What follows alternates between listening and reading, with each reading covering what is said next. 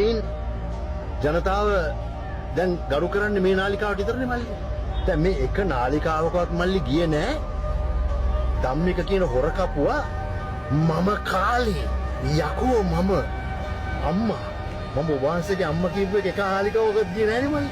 ගියේ මල්ලි මෙච්චර නාලිකා දීදී මේක විතරයි. ඇයි මල්ලි එහෙම වෙන්නේ? මේ නාලිකාවල අයිතිකාරය කවුද?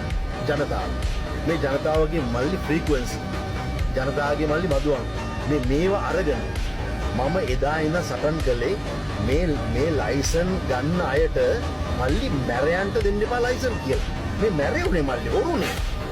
මේ හොරුයි මැරෙයෝයි මල්ලි නාලිකාවල අයිතිකාරය වුණාම ඒගොල්ලෝ දෙන ප්‍රවෘත්ති බොරු මල්ලි. ප්‍රවෘත්ති හොර. ඒගොල්ලෝ විශ්වාස කරන්නේ. දැන් මේවල මල්ලි කෝටිපති වෙලානේ මල්ලි. දේශපාලනයක් සදයක්වත් හම්බ කරගත්තේ නැහැ කියන මේ කට්ටිය දේශපාලනයෙන්මනේ මල්ලි හම්බ කළේ.